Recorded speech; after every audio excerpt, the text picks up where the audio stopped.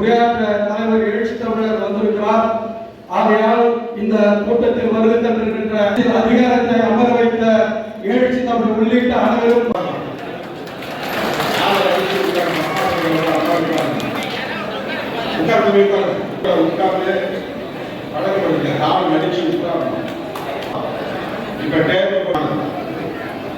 ரொம்ப நல்லது. நாற்காலியில் உட்கார்றதுக்கு ஆயுசு கம்மி, தரையில் உட்கார்றதுக்கு ஆயுசு அதிகம். சாப்பிடுற முறை மட்டுமே சாப்பிட அட்ஜஸ்ட் பண்ணி ஒழுங்கா பண்ணிருக்கோம். இன்னும் அதிகமா வந்து பாதுகாக்கக்கூடிய தலைவர் ஒரே தலைவர் எழுச்சி தமிழர் அவர்கள் மட்டும்தான். இன்று அரசியலமைப்பு சட்டத்தை புறக்கணிக்கக்கூடிய வேலையை சனாதன சக்திகள் செய்து கொண்டிருக்கிற வேளையில் உரிமையை பாதுகாப்போம், தேசம் காப்போம், தேசம் காப்போம், பேரினம், சமத்துவம், சனாதனத்துவத்தை மூழ்கடிக்க ஒட்டுமொத்தமாக இருக்கின்ற மதச்சார்பற்ற அரசை மதச்சார்பினை பாதுகாப்பு என்று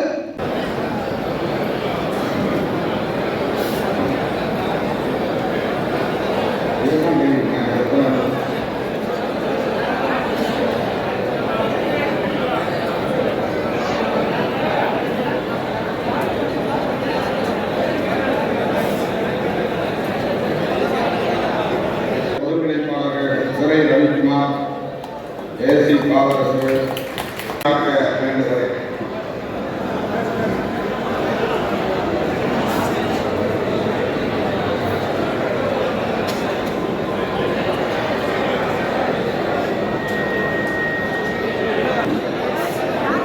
அறிவுரை நம்பி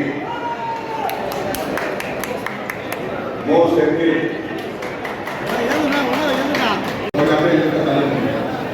தம்பி, நீங்க எவ்வளவு பேர்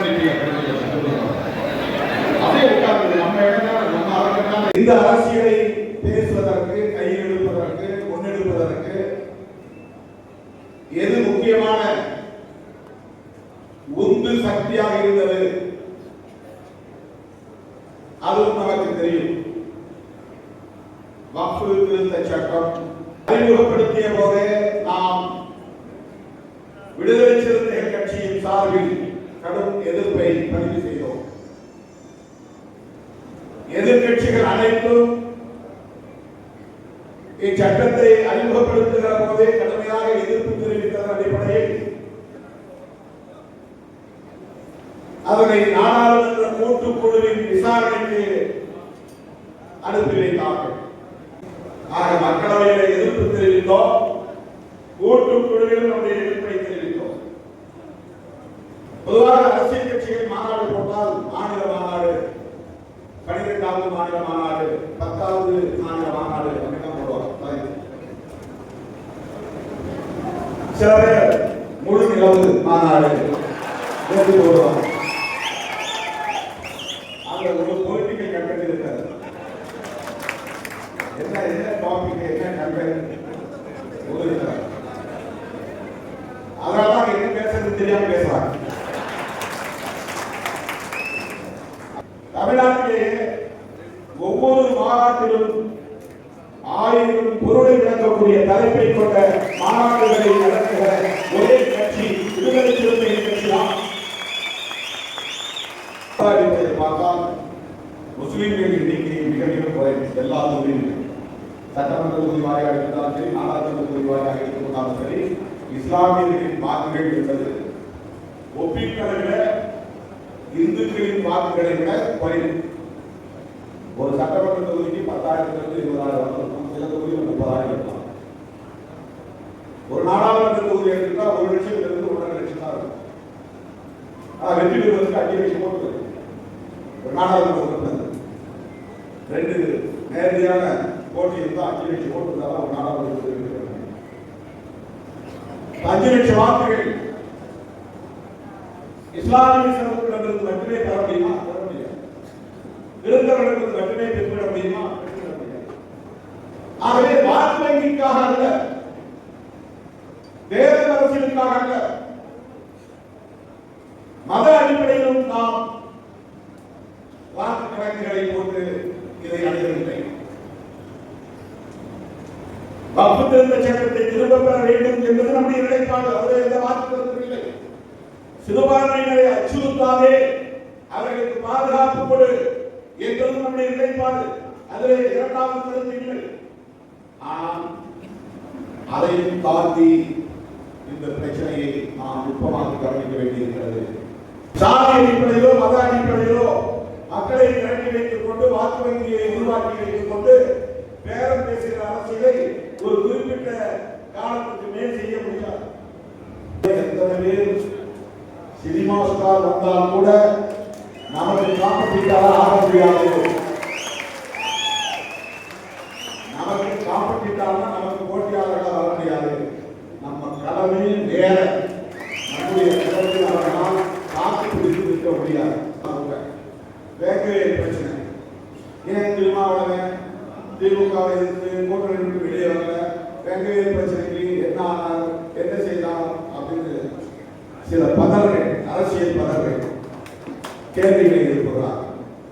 அதிமுக என்ன செய்தது, ஏன் வேங்கவேல் பிரச்சனைக்காக போராட்டம் நடத்தல, பாஜக என்ன செய்தது, ஏன் பாஜக தலைவர் வேங்கவேலுக்கு போகல, போராட்டம் நடத்தல, வடநாடு பிரச்சனை ஏன் மற்ற அரசியல் கட்சி அதை போய் நிற்கல, அவங்களால பேச முடியாது. திமுகவை எதிர்த்தது அதிமுக. வேங்கவேல் பிரச்சனை அருமையான ஒரு பிரச்சனை. அதிமுகவை எடுத்து அதை லீட் பண்ணலாமே. அவங்களுக்கு பெரிய வாய்ப்பாச்சு. எவ்வளவு பெரிய ஆப்ஷன் இது. திமுக ஒரு தலித் விரோத அரசை நடத்துகிறது. நீங்க தலித்துகள் மீது பொய் வழக்கு போட்டு விட்டார்கள், அவங்களே மலத்தை கலந்து அவங்களே தண்ணியை குடிச்சாங்கன்னு சொல்லி அதிமுக திமுகவுக்கு எதிராக ஒரு பிரச்சாரம் எடுக்க முடியும். இந்தியா முழுக்க நடக்கிற அரசியல் என்னன்னா, ஒரு புறம் மதசார்பின்மையை எதிர்க்கிறார்கள், இன்னொரு புறம் மதசார்பின்மையை ஆதரிக்கிறார்கள். இந்த அரசு மதசார்பற்ற அரசா என்பவர்கள் ஒரு புறம், கூடாது என்பவர்கள் இன்னொரு புறம். அவர்களின் இறுதி இலக்கு இந்தியாவின் பெயரை மாற்ற வேண்டும். இந்தியா அப்படிங்கிற பெயர் விருப்பம், பாரத் அப்படிங்கிறத விருப்பம். வெளிப்படையா இந்து ராஷ்டிரா அப்படின்னு அறிவிக்கணும்.